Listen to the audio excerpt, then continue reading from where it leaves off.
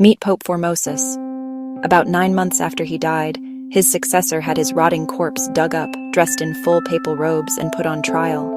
You heard that right. A literal dead body was put on trial. This wasn't some Dark Ages horror story. This was official papal business in the heart of Rome. For nearly 2,000 years, the Catholic Church has been led by 266 popes. And while you might think of them as pious figures, some of them were hiding history's weirdest and most shocking secrets. We're talking about a pontiff who hosted a wild orgy with chestnuts, and another who was murdered by a jealous husband. Today, we're digging into the bizarre papal facts you definitely didn't learn in school. Get ready, because we're counting down the 7 weirdest papal secrets that prove the history of the papacy is stranger than fiction. Kicking off our list is a secret so strange it's about a pope who didn't even exist. For centuries, the official line of popes included a man named Donus II, who supposedly reigned for a few months in the 970s. His portrait was even immortalized in a mosaic in Rome's Basilica of St. Paul outside the walls. There was just one tiny problem. He was a complete fabrication, born from a typo. So, here's how it went down. A medieval scribe was copying a list of popes and came across the entry for a pope, likely Benedict VI. Next to the name was the Latin title Dominus de Sutri, meaning Lord of Sutri, which was a former title. The scribe misread the honorific Dominus as a proper name, Donus, and bam! Pope Donus II was accidentally invented. He was praised for his honorable conduct and his brief, peaceful reign. Not bad for a guy who was literally just a clerical error. It took until 1947 for the Vatican to officially correct the record and admit that one of their popes was, in fact, a historical phantom. The idea of a celibate priesthood is central to the modern Catholic Church. So you might be surprised to learn about Pope Hormisdas, who reigned in the 6th century. Before taking his vows, Hormisdas was married and had a son named Silverius. This in itself wasn't scandalous at the time, as mandatory clerical celibacy wasn't strictly enforced yet. But the story gets weird because his son, Silverius, would later become Pope himself. This is the only officially confirmed father-son duo to ever hold the papacy. But Silverius's story is a tragic one. He was thrust into the papacy by political pressure from an Ostrogothic king who wanted a friendly face in Rome. His reign was short and disastrous. He found himself caught between warring factions and was eventually deposed by the Byzantine Empress Theodora, who accused him of treason. Stripped of his title and exiled to a remote island, he died from starvation and harsh treatment, allegedly at the hands of his own successor. It's a dark family drama that shows just how tangled politics and piety could become. Long before he became Pope Pius II in 1458, he was a man named Enea Silvio Piccolomini, a brilliant writer, a bit of a party animal, and the author of a best-selling erotic novel. That's right, a future leader of the Catholic Church wrote a book that would make a modern romance novelist blush. Published in 1444, The Tale of Two Lovers tells the steamy, adulterous story of a man named Euryalus and a married woman named Lucretia. It's an epistolary novel told through a series of passionate letters between the two lovers. The book was filled with explicit descriptions of their affair and was wildly popular across Europe, becoming one of the 15th century's biggest bestsellers. Piccolomini himself had a colorful youth, fathering at least 2 illegitimate children before dedicating his life to the Church. Once he became Pope Pius II, he understandably tried to distance himself from his racy past. But it was too late. The book had already taken on a life of its own, forever preserving the secret that one of the most powerful men in Christendom got his start writing scandalous fiction. The story of Pope Benedict VI is so chaotic it sounds like a season of a prestige television show.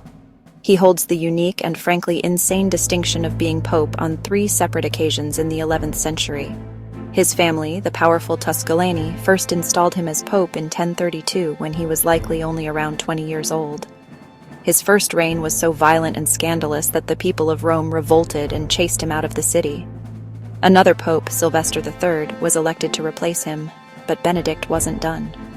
With his family's military backing, he stormed back into Rome and reclaimed the papal throne just a few months later.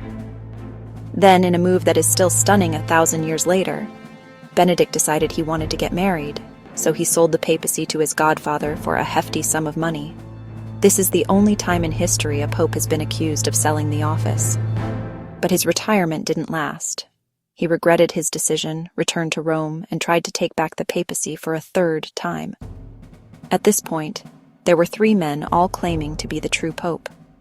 The Holy Roman Emperor finally had to step in, depose all of them, and install a new pope just to clean up the mess. For centuries, a stubborn legend has whispered of a woman who disguised herself as a man and rose through the ranks of the Church to become Pope John VIII in the 9th century. This is the story of Pope Joan. The tale claims she was a brilliant and talented Englishwoman who, disguised as a man, was eventually elected pope. Her secret was only revealed when, during a public procession, she unexpectedly went into labor and gave birth in the middle of a Roman street. The horrified crowd, the story goes, then stoned her to death. This legend became incredibly popular in the Middle Ages and was widely believed for hundreds of years. Her bust was even included in Siena Cathedral among all the male popes. So was it true? Almost certainly not. Modern historians agree that the story is a myth. There is no contemporary evidence from the 9th century to support it, and the established timeline of popes leaves no room for her supposed 2-year reign. The story likely originated in the 13th century as a form of anti-papal satire. But the legend of Pope Joan persists because it's a tantalizing story of rebellion and hidden identity at the very heart of one of the world's oldest institutions. On Halloween night in 1501, the Apostolic Palace, the official residence of the Pope, was the site of one of the most scandalous parties in history.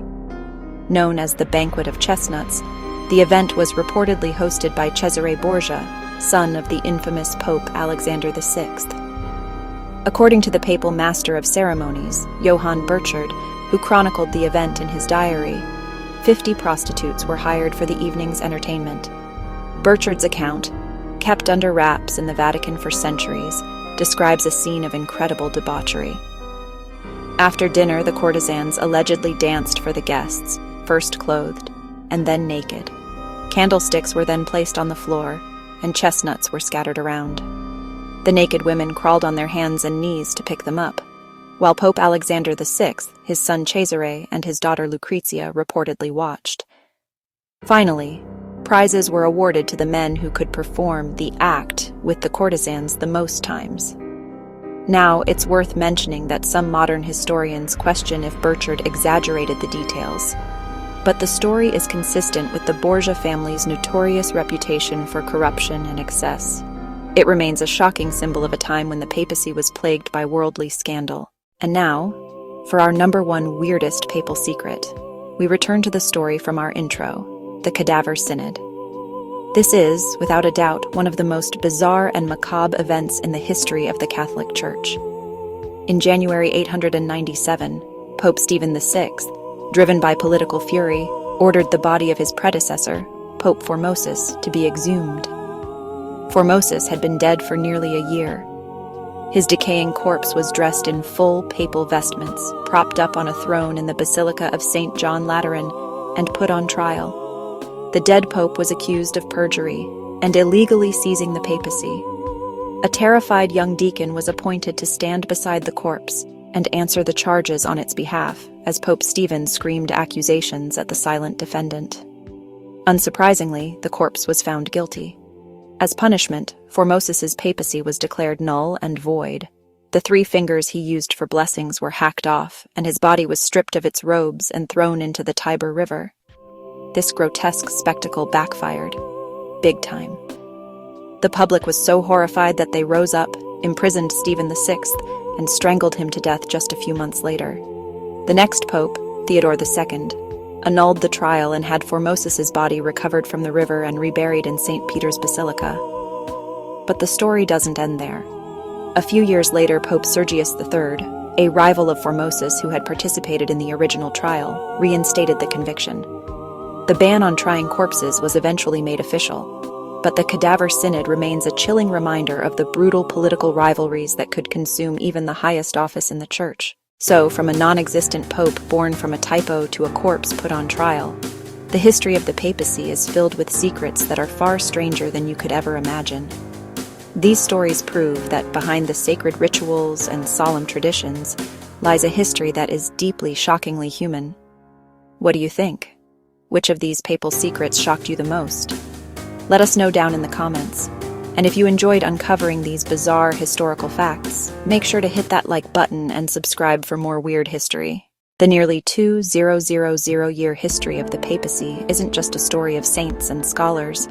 It's a story of political intrigue, shocking scandals, and human ambition. It's a history of men who sold the office for personal gain, hermits who were dragged from their caves to rule, and even a pope who was a figment of a scribe's imagination.